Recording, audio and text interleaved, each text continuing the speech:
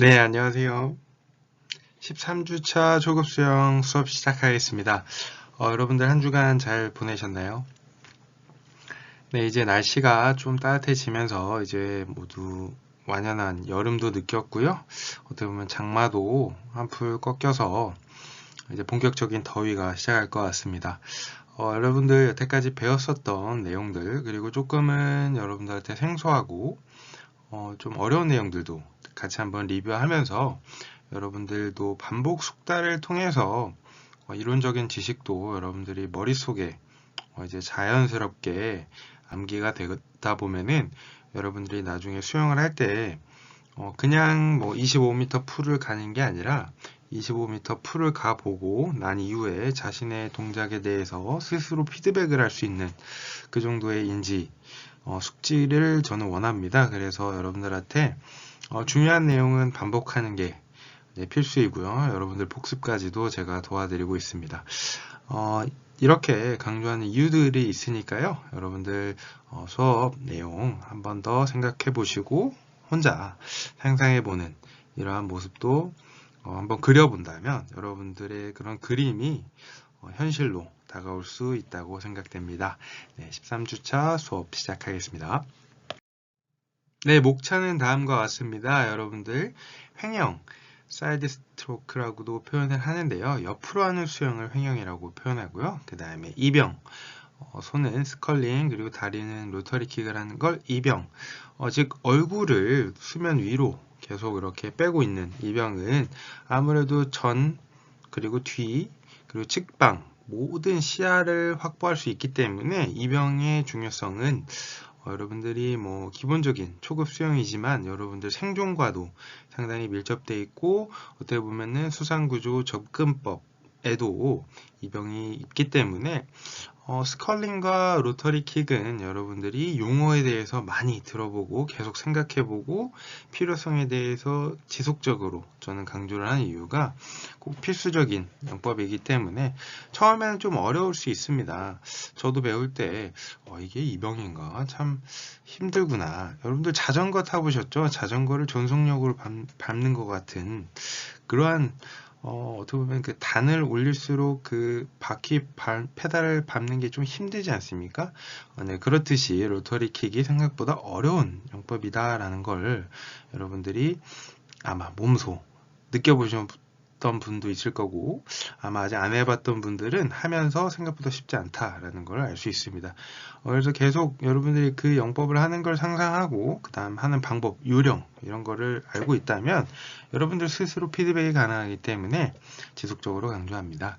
그 다음 추진력을 담당하는 움직임에 대해서 우리가 같이 한번 알아보고요. 그 다음 영법별 추진력의 비율 이런 것도 상대적인 비율인 거지 절대적으로 다른 영법과의 비율을 비교하면 안 됩니다. 그냥 상체와 하체를 간단하게 팔과 다리를 이분법적으로 나눠서 팔이 조금 더 많이 하고 다리가 조금 적게 한다. 뭐 이런 식으로만 여러분들이 비율을 좀 생각하고 한다면 에너지 소모를 어떻게 해야 될지도 같이 한번 생각해 볼 수 있습니다. 그 다음 팔과 다리 움직임의 연동 즉 콤비네이션 동작도 상당히 중요한데요.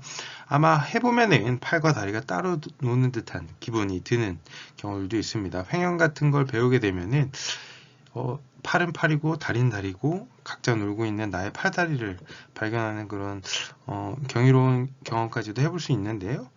그게 어떻게 보면은 처음 여러분들이 아기였을 때 팔다리를 좀 내 맘대로 컨트롤 안 됐던 그런 어렸을 때의 기억도 한번 떠올릴 수 있고요. 그런 과정을 통해서 여러분들이 숙달이 된다면 그 성취감은 엄청날 것 같습니다. 저항을 만들어 놓은 호흡 동작은 늘 강조했었던 아무래도 물의 저항에 대한 이야기까지 오늘 같이 알아보는 시간 가지겠습니다. 네, 횡형입니다. 여러분들 사이드 스트로크라고 표현을 했는데요. 말 그대로 옆으로 뭔가 스트로크를 한다 라고 이렇게 이해하면은 조금 그 용어에 대해서 여러분들이 대략적으로 이해가 가능하고요. 옆으로 누운 상태를 행하는 영법으로 한 팔은 귀 옆을 쭉 뻗고 다른 한 팔은 몸 앞에서 다리 쪽으로 이렇게 당겨주는 이러한 영법입니다. 다리는 가위차기 혹은 접었다 오므렸다 하는 자세로 나아가고요. 다른 말로 모자비험이라고도 표현을 합니다. 물에 빠진 사람을 구조할 때 이렇게 오른팔은 네, 이렇게 당겨주고 왼팔로 호흡 그리고 약간 앞으로 나아가면서 지금 팔을 90도로 혹은 수평 그러니까 팔과 팔꿈치 그리고 저희가 2도 3도 이쪽은 90도 하지만 누르는 방향은 수평 방향으로 그러면서 살짝은 신체 쪽으로 대각선 쪽으로 눌러주면서 호흡을 할 때 왼팔로 살짝 당겨주면서 네, 이렇게 호흡을 하는 동작입니다. 아마도 이 동작을 하게 되면은 생각보다 내가 그냥 횡형을 하는 게 아니고 횡형 운반을 하게 되면은 상당히 많은 힘이 들어갑니다. 그래서 오른팔은 최대한 좀 높이 들어주라는 이러한 수산 구조시 이러한 요구를 하고요. 저 또한 시험을 볼 때 이렇게 횡형 운반법을 통해서 요구 조작을 구했던 기억이 납니다. 여러분들 아마도 횡형을 하게 되면은 나의 팔과 다리가 조금 어떻게 보면 콤비네이션 어떻게 보면은 조화가 잘 이루어지지 않는 모습도 보입니다. 그렇기 때문에 여러분들이 지상에서 연습을 충분히 해야 하고요. 여러분들한테 이걸 좀 천천히 설명을 하면은 보는 것처럼 왼팔을 쭉 뻗었다가 쭉 뻗었을 때는 요구 조절을 봅니다. 요구 조절을 보고 어떻게 보면 역순으로 생각을 한번 해보면 팔을 뻗어서 요구 조절을 보고 그때 팔을 뻗는 이유 중에 하나는 팔을 뻗었을 때 아무래도 발차기를 합니다. 그래야지만 물의 저항을 적게 받고요. 그 다음에 물이 아무래도 얼굴로 부딪히기 때문에 뒤를 살짝 봐줍니다. 팔을 뻗었을 때는. 그리고 팔을 당겨줄 때 대각선 방향으로 밑으로 수평으로 밀어줄 때 그때 앞을 시선을 봐서 내가 어디로 가야 되는지 수영조 벽면까지 얼마나 남았는지 물을 손을 당기면서 확인하고 그 다음에 팔을 뻗으면서 네, 물의 저항을 최소한으로 하면서 나의 얼굴 그리고 호흡을 위해서 네, 얼굴에 물이 튀는 것을 방지하기 위해서 뒤에를 바라봐주는 기초적인 연습법이 횡형이고요. 지금은 횡형 운반법이기 때문에 조금만 팔을 다르게 합니다. 여러분들이 일단은 횡형부터 배우고 그 다음에 횡형 운반법을 같이 하게 되는데요. 아무래도 횡형을 할 때도 팔을 어떻게 할 때 전방을 보고 팔을 필 때 뒤를 보고 다시 팔을 어떻게 보면 팔을 교차로 냅니다. 왼팔을 당겨주면서 앞을 보고 왼팔을 쭉 뻗어서 물의 저항 유선형을 만들면서 뒤에를 봐줍니다. 이렇게 횡형 영법을 여러분들이 차근차근 익히고 그 다음에 운반법까지도 이렇게 익힙니다.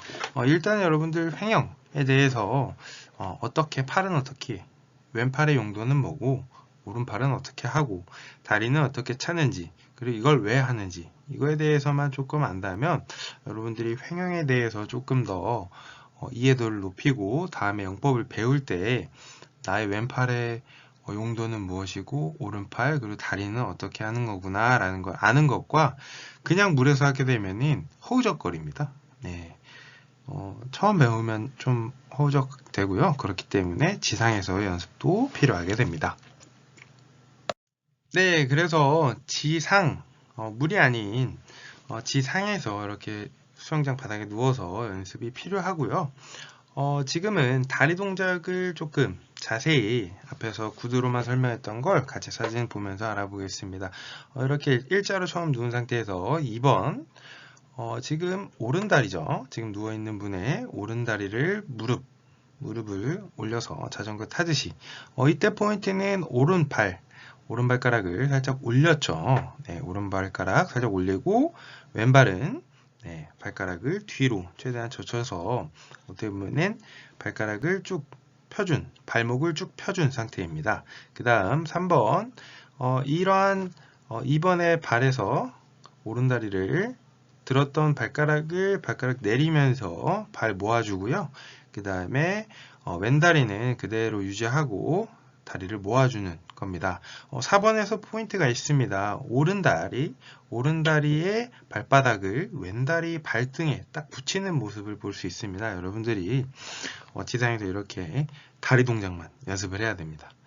팔과 다리 한 번 하려고 하면은 막 꼬입니다. 그렇기 때문에 여러분들한테 이렇게 지상에서 이렇게 천천히 연습을 하고 하나, 둘, 셋, 넷 이렇게 다리 모았다가 다시 1번으로 가서 2번, 둘 자세 만들고 셋, 넷 모아줬다가 다시 1번에서 둘 하면은 여러분들이 의식을 해야 됩니다. 오른발 들어주고 발가락 들어주고 그 다음 왼다리 발목 펴주고 그 다음 셋, 넷 하면 다시 모아주고 이러한 연습을 여러분들이 구분 동작으로 어떻게 보면은 단계별로 이렇게 연습을 해야지 팔과 다리 한 번에 하면은 아마도 조금 많이 헷갈릴 것 같습니다. 그렇기 때문에 여러분들이 이렇게 구분 동작 시간 남을 때 여러분들 침대에서도 한 번쯤 해보고요.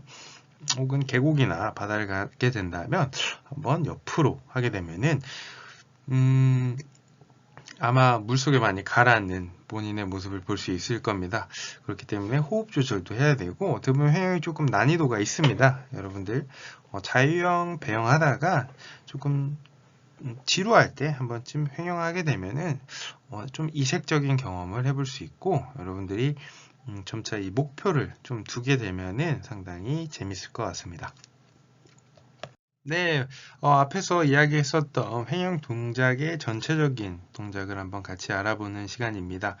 지금은 양손을 다 횡형 운반법이 아닌 말 그대로 횡형을 하는 모습인데요. 제가 앞에서 구두로 설명드렸던 지금 이분은 왼팔을 쭉 펴고 그 다음에 시선은 뒤에 쪽, 요구조자 쪽을 바라봤죠. A 사진을 같이 보고 계신가요? 왼팔 쭉 펴고 뒤를 바라보고 오른팔도 쭉 펴준 상태입니다. 오른팔로도 물을 살짝 미는 역할을 하고요. 그 다음 B에서 이때 팔을 살짝 밑으로 내려주면서 오른팔은 자신의 가슴 쪽으로 이렇게 당겨주게 됩니다. 그때 사실은 C 동작에서 살짝 내가 나아가는 방향을 한번 바라봐 주면은 더욱 좋고요. 저도 그냥 횡형을 배울 때는 살짝 왼팔을 당겨줄 때 C 동작에서 앞을 바라보고 양팔을 교차로 했다가 오른팔 밑으로 뒤로 밀어주면서 내 허벅지까지 쭉 D, E 오른팔은 쭉 밀어주고 이때 왼팔은 쭉 펼쳐주고 시선은 뒤에 보는 이러한 형식으로 저는 배웠습니다. 여러분들도 이것은 100% 완벽한 건 아니지만 여러분들 이해를 돕기 위해서 이렇게 나타났습니다. 그래서 B와 C를 볼 때 여러분들 앞에서 배웠던 다리 동작이 있죠. 지금 C에서 이분의 발끝, 오른발의 발끝을 보게 되면 발끝 들어줬죠. 네, 그리고 왼다리 발목을 살짝 펴준 이런 모습을 여러분들이 앞에서 지상에서 연습을 했다면 이렇게 C처럼 이분처럼 다리를 이렇게 만들어주고 D 쭉 모으고 E로 쭉 나아가는 모습입니다. 여러분들이 지금 횡형 운반법까지 하게 되면은 상당히 머리가 아플 거기 때문에 그냥 기본적인 횡형에 대해서 어떻게 하는지 왼팔은 이렇게 밀어주고 호흡을 위해서 그 다음 앞에 봐주고 그 다음 왼팔 쭉 뻗으면서 시선 뒤 보고 그 다음에 오른팔로도 같이 밀어주는 다리 동작을 같이 협응해서 밀어주는 효과를 한다라고 횡형을 이렇게 이해하면 되고요. 그 다음 횡형 운반법은 조금 다릅니다. 오른팔을 요구 조절을 당겨야 되기 때문에 오른팔은 어떻게 보면 좀 들고 요구 조절을 당겨야 하는 즉 한마디로 생각보다 난이도가 있겠죠. 왼팔을 호흡만 위주하고 오로지 다리의 킥으로만 요구 조절을 당겨서 가야 된다라는 이러한 제한점이 있기 때문에 여러분들이 일단 횡형과 횡형 운반법 이렇게 두 가지가 있다는 거 일단은 횡형을 익히고 그 다음 횡형 운반법을 하는 게 순서가 맞겠죠. 여러분들 아마도 해보면은 조금 재밌는 그러한 영법이 되지 않을까 생각이 듭니다. 네, 다음은 이병입니다. 제자리 수영이라고도 표현을 하고요. 지금 보시는 사진은 팔은 스컬링을 하고 있고요. 그 다음에 다리는 로터리 킥을 하는 이러한 사진입니다. 팔은 우리가 배웠듯이 약간의 Y자 형태로 팔을 살짝 이렇게 모아주면서 물의 저항을 대각선 방향으로 밀어주고 또 밀어주고, 그렇게 해서 팔로만 떠 있는 걸 스컬링이라고 표현을 하고요. 그 다음에 다리만 하는 걸 로터리 킥이라고도 표현을 합니다. 여러분들이 입영 상급 정도 된다면 팔 동작 스컬링을 하지 않고요. 다리 동작 로터리 킥으로만으로 여러분들이 입영을 할 수 있게끔 되고요. 소상 인명 구조를 하게 되면은 양팔을 요구조자 겨드랑이를 끼고 그 다음에 로터리 킥으로만 백으로 뒤로 요구조자를 후방 구조를 해서 다리로만 나아가야 됩니다. 그렇기 때문에 여러분들이 로터리 킥 숙련도도 중요하고, 혹은 다리가 쥐가 났을 때 여러분들 무릎을 모아서 붙여주고 그 다음 팔 동작만 스컬링으로만 여러분들이 물속에 떠 있을 수 있다면 여러분들 아마 생존율은 90% 이상 높일 수 있지 않을까. 여러분들 스컬링 그리고 로터리 킥 둘 다 중요하기 때문에 입영 전체적으로 여러분들 꼭 숙지하고 계속 그 궁금증, 어떻게 하는 방법, 갈증을 계속 느꼈으면 좋겠습니다. 네, 제자리 수영 입영에 대한 킥으로 부력 만들기 편입니다.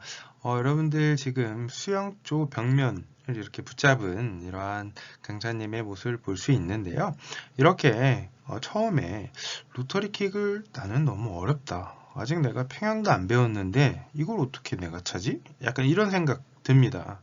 그리고 깊은 물에 지금 입영을 하려고 하면은 말 그대로 난이도에 절대 맞지 않습니다. 그렇기 때문에 여러분들한테 초등학생도 할 수 있는, 그리고 수영 초보자들이 처음에 어떻게 입영을 배우는지, 로터리 킥의 감각을 어떻게 익히는지 같이 알아보겠습니다. 이렇게 수영초 벽면을 잡게 되면은 호흡도 안정적이고 아무래도 심리적으로 되게 편안하죠. 내가 언제든 호흡을 할 수 있다. 이 불안감이 사라지면은 이제 조금 생각을 할 수 있게 됩니다. 불안하면 아무 생각이 안 들기 때문에 여러분들 이렇게 수영수 벽면 잡고 평형킥을 연습을 하는 겁니다. 그러면은 자연스럽게 여러분들 평형킥도 도움이 되는 일석이조인 입영 연습이지 않을까 생각이 듭니다. 그 다음 벽면을 잡고요. 지금 물 안에 엄청난 힌트가 있습니다. 지금 강사분께서 지금 왼다리를 지금 발끝을 최대한 나의 정강이 쪽으로 붙여가지고 당겨준 다음에 그 다음 다리를 개구리처럼 다리를 살짝 모아줍니다. 이때 누누이 이야기했었던 정강이 안쪽 그리고 복사뼈 안쪽, 그러니 외복사, 바깥쪽 복사 그리고 안쪽 복사뼈가 있습니다. 어떻게 보면은 발목 안이라고 표현하면 좀 이해가 편하시겠죠? 그쪽 안의 면을 최대한 물의 저항을 높여야 됩니다. 이렇게 지그시 눌러주게 되면은 반작용력으로 여러분들이 잠깐 물에 살짝 뜰 수 있기 때문에 남성분들은 어떻게 보면 평형킥 관절 가동 범위 ROM이라고 하죠. 레인지 오브 무브먼트라고 표현을 하는데 그 가동 범위가 상당히 불편합니다. 여성보다는 유연성이 조금은 떨어지는 게 아무래도 근력량 혹은 선천적으로 유연성 자체가 조금은 낮기 때문에 평형킥 자세에 대해서 잘 만들어지지 않는 성인들도 많이 있고요. 그래서 저는 평형킥을 연습할 때 지상에서 약간 무릎 붙여가지고 정강이 안쪽으로 앉아있기 약간 이런 연습도 했었습니다. 상당히 고통이 많이 따랐고요. 저는 평형킥 발차기 자세가 잘 안 나왔었습니다. 유연성이 안쪽으로 잘 안 됐기 때문에 상당히 고통스러웠는데요. 여러분들은 물 안에서 이렇게 다리 모양 만들었다가 이 다리를 밑으로 쭉 펴준다. 약간 나중에 평형에서 배울 텐데 항아리 모양으로 쭉 이렇게 펴서 쭉 밀어준다. 항아리 모양으로 쭉 이렇게 모았다가 쭉 밀어준다. 이렇게 항아리 모양으로 쭉 이렇게 밀어준다고 생각을 하면은 물속에서 한 1cm 정도 뜨는 기분 처음에 듭니다. 처음에 지금 찬 건가? 아니면 그냥 허우적거린 건가? 이렇게 평형 발차기가 처음엔 좀 감각이 잘 안 느껴지는데요. 수백 번, 수천 번 차다 보면은 이제 몸이 살짝 들리는 듯한, 물을 정확히 밀어줬을 때 살짝 들리는 듯한 느낌이 듭니다. 근데 또 너무 임팩트 있게 전체적으로 힘을 줘서 하면 안 되고요.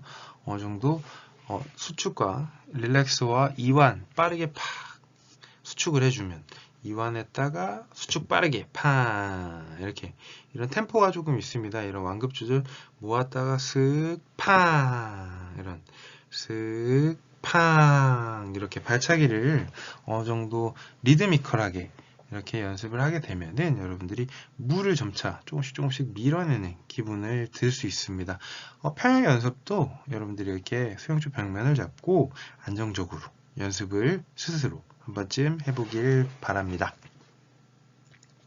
네, 방금 이야기했었던 내용에 대한 풀사이드를 잡고 평형킥을 접었다가 그 다음에 이 접었던 다리를 그 다음 쭉 펴주는 겁니다. 근데 지금 사진은 한쪽 다리만 하고 있습니다. 즉 지금 왼쪽 다리를 살짝 발끝을 통해서 모았다가 쭉, 왼쪽 다리 모았다가 쭉 펴주고, 그 다음 한 10번 하고, 그 다음 오른다리 모았다가 쭉, 그 다음 오른다리 모았다가 쭉, 이렇게 10번 좌우를 번갈아 가면서 하면서 천천히 여러분들의 감각을 그 다리에만 집중하면서 내 정강이 안쪽으로 물을 정확히 밀었나? 조금 안 밀린 것 같은데? 그러면서 내 다리도 한번 보고 모양 괜찮은가? 발끝 붙였나? 정강이 안쪽으로 밀었나? 지금 방향은 괜찮은가?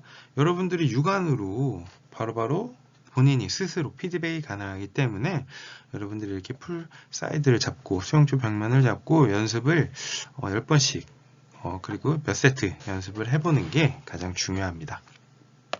네, 이렇게 처음에 평형킥 동작으로만 여러분들이 한 번 차고 쉬었다가 한 번 차고 쉬었다가 이렇게 하다가요, 여러분들이 세트를 한 5세트 정도, 그러니까 10번 10번 이렇게 한 번 이렇게 한 걸 총 100번 정도 오른쪽 왼쪽 차보고, 그 다음에 오른다리 평형킥, 그 다음 왼다리 평형킥, 오른다리 평형킥, 왼다리 평형킥, 이렇게 10번을 세트로 또 이렇게 차다 보면은 점차 풀 사이드를 안 잡고도 살짝 내 몸이 떠 있네, 약간 이런 기분을 조금 느끼다가 또 안 된다 싶으면 다시 풀 사이드 잡고 다시 호흡하고, 아마도 그 안쪽 허벅지 그리고 정강의 안쪽 근육들이 상당히 아픕니다.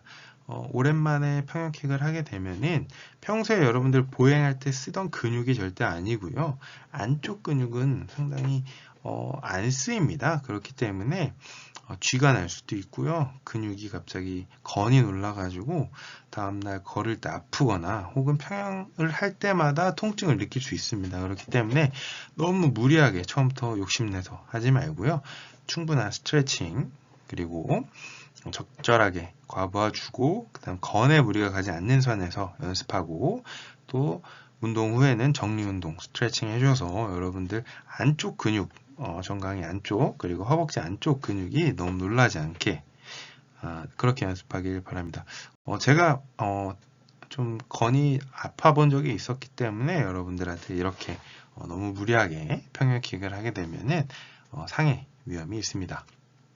네, 앞에서 했었던 것에 대한 이제 수영주 벽면이 조금은 좀 쉬워졌다. 나한테 이거는 좀 너무 쉬운 것 같아요. 이렇게 생각했을 때 여러분들 이제 물로 들어가게 됩니다. 킥판 하나에 여러분들 턱을 살짝 걸치고, 그 다음에 여러분들이 평형킥, 처음에 다시 또 평형킥, 이번엔 한 번에 같이 양발을 평형킥을 빵 차서 물에 조금 떠 있나?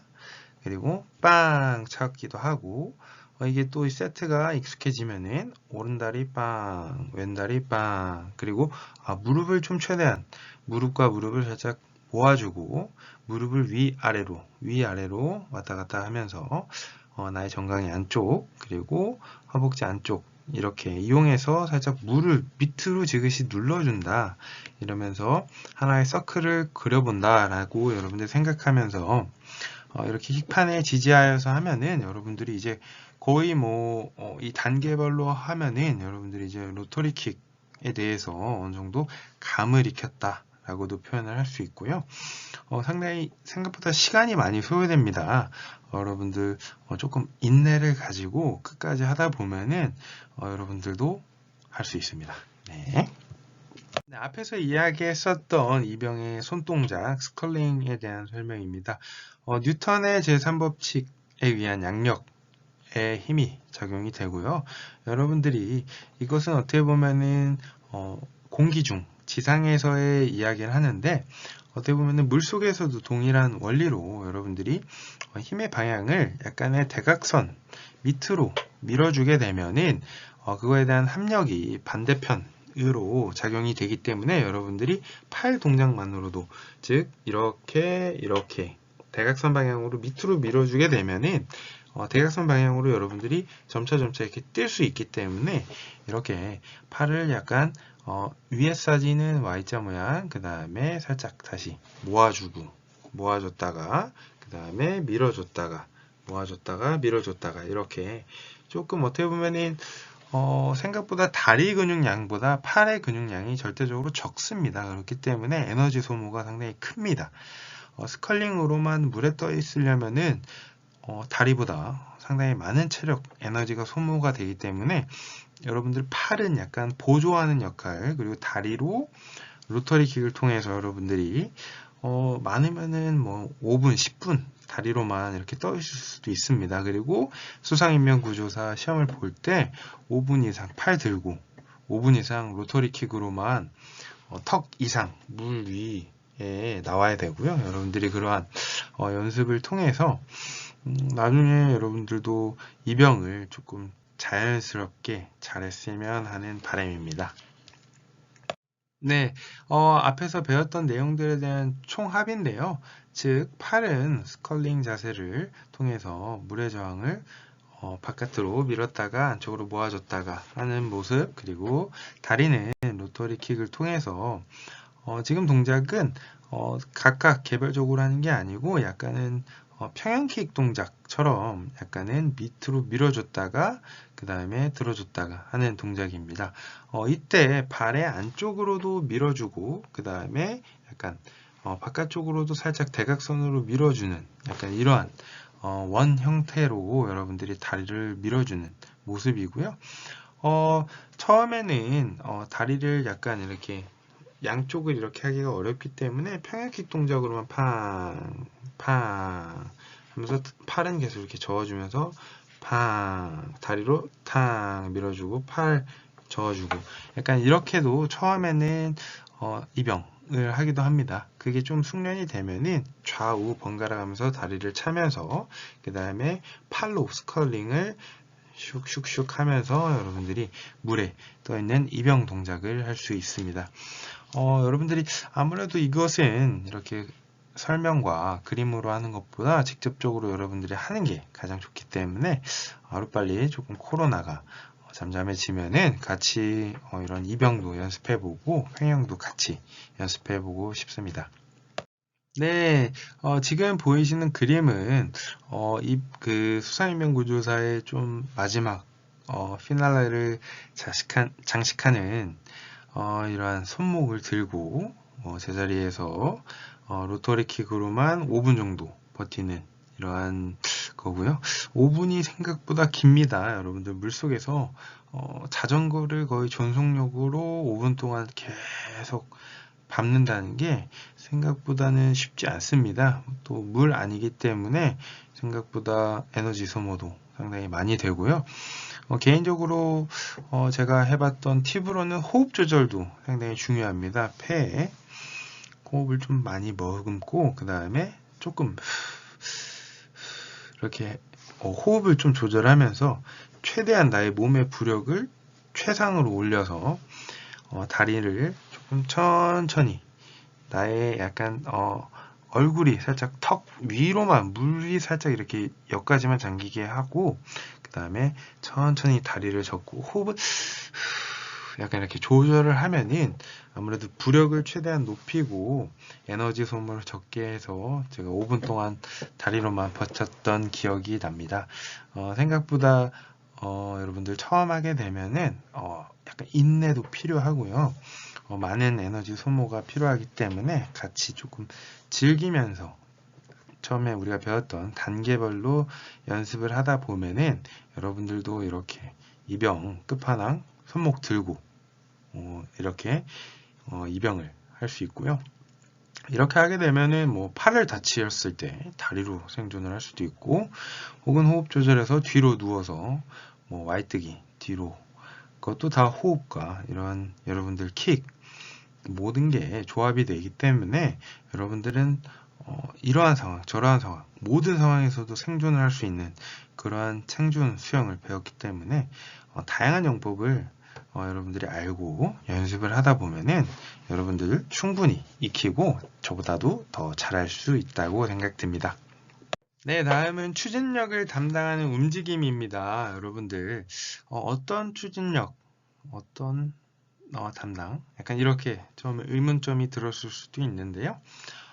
일단은 크게 좌우 비대칭형과 좌우 대칭형으로 여러분들한테 이야기해 드리고 싶습니다. 우리가 배웠었던 건 좌우 비대칭형 영법을 우리가 배웠는데요. 그것만으로 여러분들이 지식이 더 확장이 되기 원하기 때문에 아직 배우지 않은 평형과 어떻게 보면은 저병이 대칭형입니다.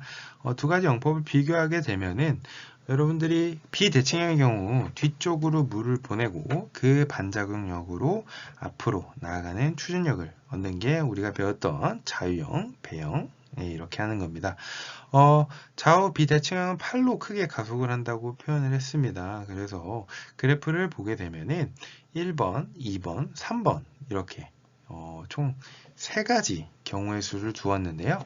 1번은 팔과 다리를 같이 움직이는 경우 아무래도 최상의 속도, 이동 속도, 빠른 속도를 낼 수 있고요. 2번은 팔만 움직이는 경우입니다. 팔만 했을 때 다리를 안 쳤는데 팔로만 해도 상당히 높은 속도를 얻을 수 있다라는 걸 여러분들한테 보여주고 싶어서 이 그래프 팔, 그리고 다리만, 그리고 팔만, 그리고 팔다리 같이 하는 거 이렇게 1번, 2번, 3번 네, 이렇게 같이 비교해서 보게 되면은 2번과 3번을 비교했을 때 팔로만 하는 거랑 다리만 하는 거 엄청난 차이를 보일 수 있죠. 즉 팔의 영향이 상당히 크다라는 걸 여러분들이 간접적으로 느낄 수 있습니다. 그래서 3번 다리만 움직이는 경우 1번, 2번에 비해 속도가 느리고 가속과 감속의 차이가 적은 직선에 가까운 형태이다 라고 표현을 합니다.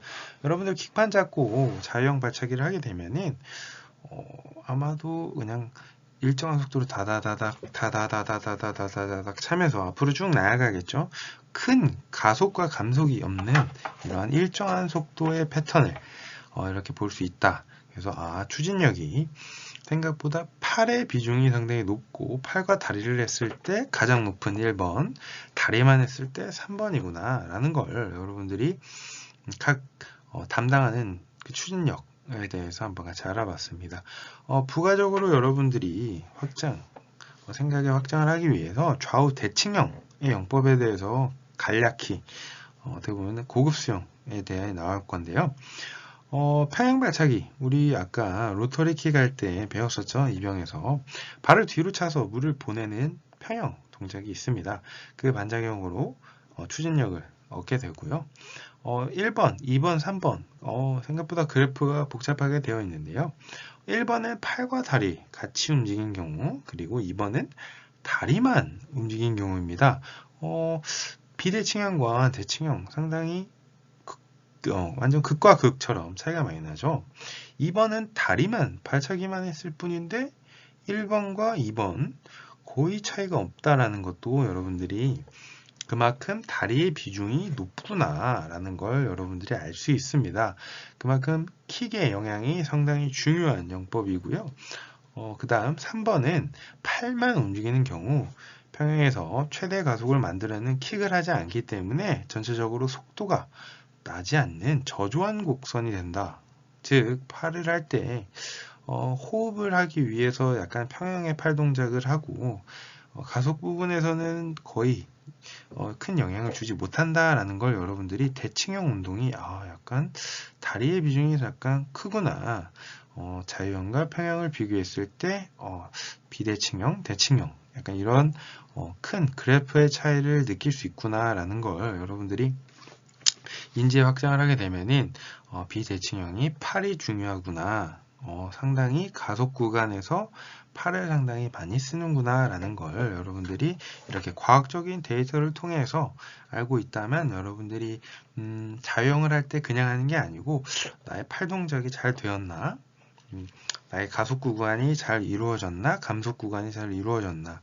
어떻게 보면 평형을 할 때는 킥에 대해서 조금 더 여러분들이 중점을 더 두고 이렇게 볼 수 있기 때문에 여러분들이 이런 그래프를 두 가지 대칭형과 비대칭형 비교해보고 어느 영역, 어느 팔, 어느 다리가 더 강한 그리고 많은 비율을 가지고 있는가라는 걸 여러분들이 인지하고 숙지를 하게 된다면 본인이 스스로 자유형 연습을 하거나 혹은 평형 연습을 할 때 이만큼 더 중요한 비율을 가지고 있기 때문에 하지만 뭐 안 중요하다는 건 아닙니다.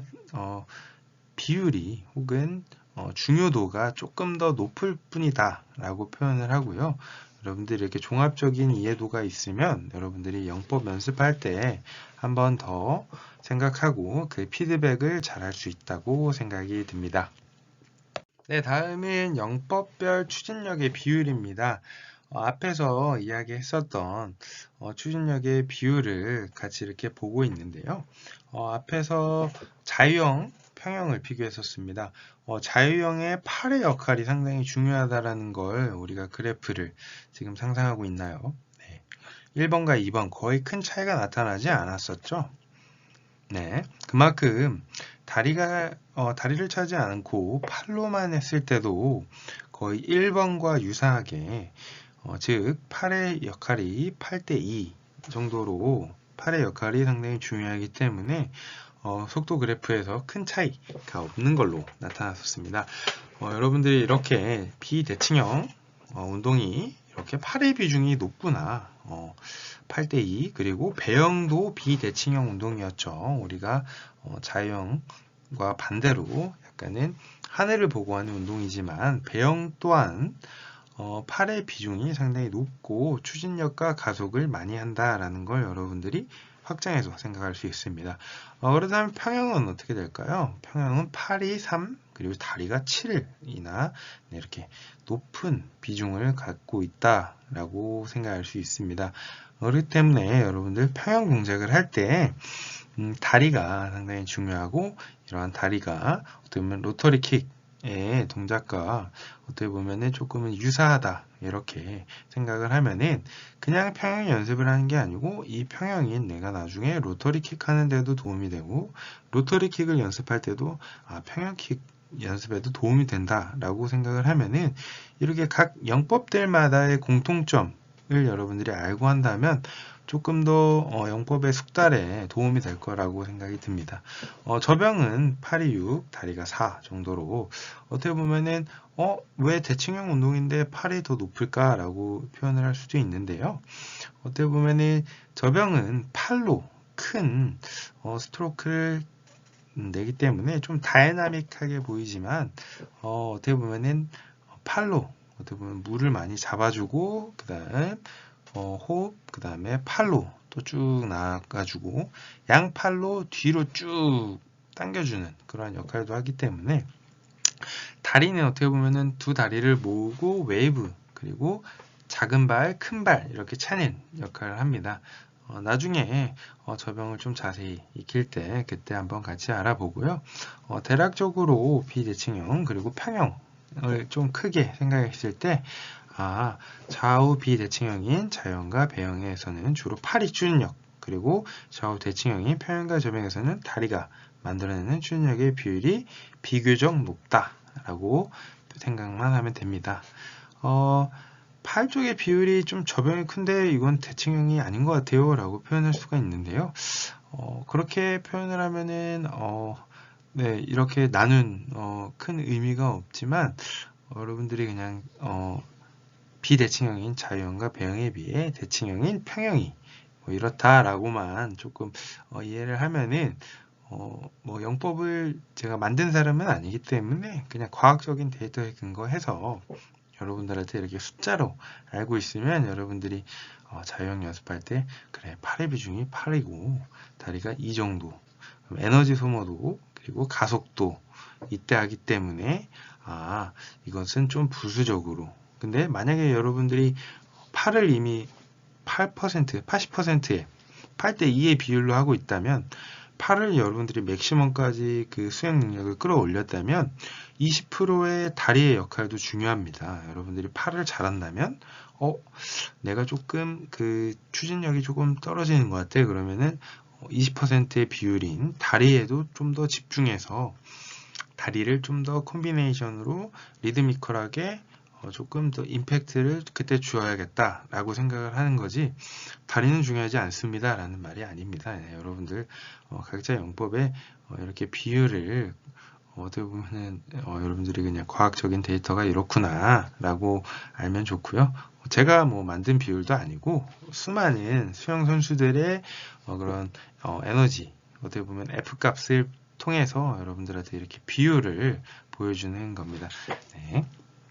네, 팔과 다리 움직임의 연동입니다. 그래서 좌우 비대칭형 앞에서 이야기했었던 8대2의 비율을 갖고 있는 자유형에 대한 설명인데요. 대각선상에 있는 팔과 다리를 연동시키는 게 우리가 자유형 콤비네이션에서 배웠죠. 한쪽 팔이 입수할 때 대각선상 다리로 다운킥을 통해서 효과적인 캐치를 할 수 있고요. 이게 하나의 큰 가속으로 이어진다라는 우리가 콤비네이션으로 배웠었습니다. 그래서 지금 그림은 왼팔을 물에 넣어 적기 시작함과 동시에 오른팔은 피니시 그리고 대각선에 있는 오른다리 있죠. 왼팔을 넣고 캐치를 할 때 오른다리를 다운킥 네, 이렇게 해주는 거. 그 다음 오른팔을 물에 넣어 적기 시작할 때 왼팔은 피니시하고 이때 대각선에 있는 왼다리로 다운킥 이렇게 해준다. 이렇게 했을 때 여러분들이 그 콤비네이션 효과를 볼 수 있다라는 걸 같이 한번 보고 있습니다. 다음 좌우 대칭형입니다. 여러분들 아직 평형과 저병에 대해서 배우진 않았지만 그냥 이렇게 비교해서 같이 알아두면 좋습니다. 평형에서는 추진력을 만들어내는 킥을 하기 직전에 다리를 끌어당깁니다. 물의 저항 상당히 크고요. 이 동작을 스트로크로 가져가고 있는 동안 실행하는 것이 포인트입니다. 저병에서 두 번째 킥 그리고 리커버리 할 때 또 감속을 합니다. 이래서 바로 그 공백기를 최소한으로 만들기 위해서 첫 번째 킥을 통해서 작은 발 첫 번째 킥을 통해서 최대한 감속을 막는 어떻게 보면 상쇄한다. 불필요한 움직임을 없애기 위해서 첫 번째 킥을 한다. 라고 여러분들 그냥 이해만 좌우 대칭형은 나중에 배울 거기 때문에 어느 정도 미리 선행학습이라고도 표현을 하죠. 비대칭형을 공부할 때 대칭형은 이러한 원리로 하고 그 다음 비대칭형은 이러한 원리로 우리가 배웠었구나. 콤비네이션 동작이 왜 이렇게 있구나 라는 걸 대칭형이랑 같이 비교해서 보면은 비대칭형이 왜 이렇게 해서 임팩트를 내서 어떻게 보면은 감속을 최소한으로 만들고 가속을 최대한으로 만들기 위한 동작이 있구나 이런 거에 대해서 한번 이해를 같이 높여보았습니다. 저항을 만들어내는 호흡 동작입니다. 여러분들 호흡 때문에 물의 저항 상당히 많이 받는다는 거 여러분들 다 알고 있었죠. 호흡 때문에 받는 물의 저항이 상당히 크기 때문에 여러분들 누누이 배웠었던 호흡을 할 때는 최소한의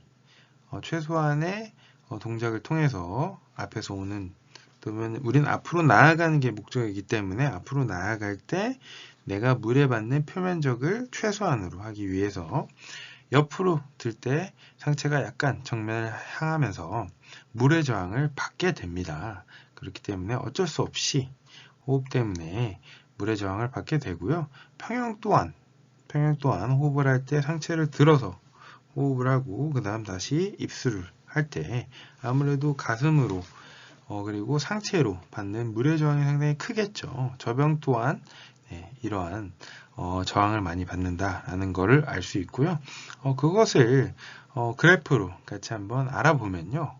왜? 라는 표현을 하죠. 왜 저항을 많이 받지? 이걸 여러분들이 초급자 그리고 상급자 이렇게 좀 극단적으로 표현을 하면은 좀 잘하는 사람과 못하는 사람 혹은 조금 보통인 사람, 중급자와 상급자 이렇게 비교해서 같이 한번 알아보는 겁니다. 속도가 가장 느려지는 부분이 호흡을 하는 타이밍이 어쩔 수 없이 감속이 최대로 높아지는 구간을 호흡하는 구간이라고 여러분들이 이렇게 하나의 큰 그래프로 알 수 있고요. 그렇기 때문에 어떻게 보면은 상급자가 조금 물의 저항을 적게 받고 감속도 적지만 호흡을 안 하는 사람, 즉 25m 자유형 친구와 내기를 하거나 시합을 할 때 호흡을 안 하고 하면은 무호흡으로 하게 되면은 감속이 정말 작구나. 그래서 만약에 여러분들 수영을 같이 하다가 끝나고 바나나 우유에 컵라면 내기를 했다. 핫바까지 걸렸다. 이러면은 여러분들 무호흡으로 25m를 팍 주행을 하게 되면은 여러분들이 그 경쟁에서 이기고 그 맛있는 편의점 음식들을 차지할 수 있다라는 걸 여러분들한테 지금 팁을 알려드린 겁니다. 하지만 너무 무리하게 25m 무호흡으로 가게 되면은 여러분들 안 됩니다. 네, 적당히 여러분들의 컨디션과 그리고 하다가 정말 숨을 못 찾겠으면 빨리 일어서서 호흡을 하길 바랍니다. 그래서 여러분들 그래프를 보면은 빨간색 무호흡, 그 다음 파란색 상급자, 그 다음 검은색 중급자 이렇게 셋으로 나누어서 무호흡은 약간 필사적으로 한다. 그리고 그다음 상급자는 리드미컬하게 호흡을 잘 하고 많이 해본 사람들은 물의 저항을 적게 받으면서 아주 간소화해서 호흡을 하고 다시 영법을 하기 때문에 차이가 적고 그리고 크다라는 걸 여러분들한테 무호흡자를 이길 수는 없다. 네.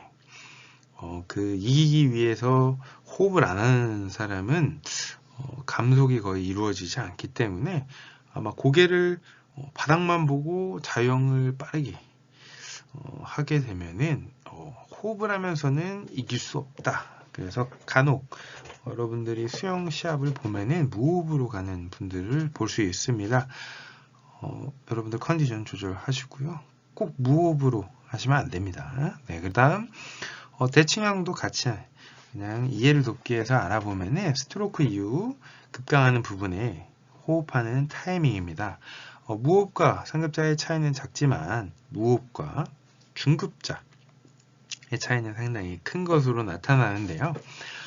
상급자는 아무래도 어느 정도 숙련이 됐기 때문에 아무래도 떨어지는 구간이 적고요. 그 다음 어떻게 보면 중급자는 상당히 급격하게 물의 저항을 많이 받아서 이렇게 많은 물의 저항을 몸통으로 다 받아내기 때문에 상당히 급격하게 떨어지는 걸 알 수 있습니다. 그래서 아예 무호흡을 하게 되면은 평행 동작을 물 속에서만 빵 차고 팔 당겨주고 빵 차면은 상당히 상급자보다도 더 빠르게 호흡 부분에서 격차를 벌릴 수 있다라는 거. 그래서 여러분들 다 무호흡을 하라고 이야기는 안 합니다. 만약에 이게 25m 단거리가 아닌 50m, 100m를 하게 되면은 절대 못 하고요. 그렇기 때문에 여러분들 벌써부터 무호흡 욕심 내지 마시고요. 어느 정도 내가 중급자에서 상급자로 되기 위해서는 어느 정도 효율적인 호흡을 해야 된다라는 걸 이렇게 무호흡과 중급자, 상급자를 비교를 통해서 한번 같이 알아봤습니다. 네, 지금까지 동영상 강의 시청해 주셔서 감사하고요. 여러분들 횡령 그리고 이병 그리고 뭐 담당하는 뭐 추진 비율 이런 거에 대해서 같이 한번 알아봤습니다. 다양한 그래프와 상당히 많은 과학적인 근거들이 있기 때문에 여러분들은 이제 그러한 과학적인 근거를 이해하고 여러분들이 숙지해서 그 혜택을 누릴 수 있습니다. 그렇기 때문에 여러분들이 그냥 수영을 하는 게 아니고 나의 팔의 비율이 얼마고 다리의 비율이 얼마고 어떠한 연습을 통해서 내가 숙련을 해야 되는지 그러한 것을 여러분 머릿속으로 구상을 하고 스스로 연습을 해본다면 비록 비대면 수업으로 어쩔 수 없이 우리가 수영장에 가지 못했지만 여러분들이 나중에 뭐 계곡이나 강, 바다 이런 데에서 안전한 곳에서 수영을 할 때 제가 이야기했던 부분 포인트를 한번 기억해보고 스스로 연습해보고 그 다음에 됐을 때 그 성취감 그리고 여러분들이 수영이 평생 여러분들의 여가이자 하나의 스포츠가 되기를 간절히 소망합니다. 네, 지금까지 수업 들어주셔서 감사하고요. 이상으로 수업 마치겠습니다.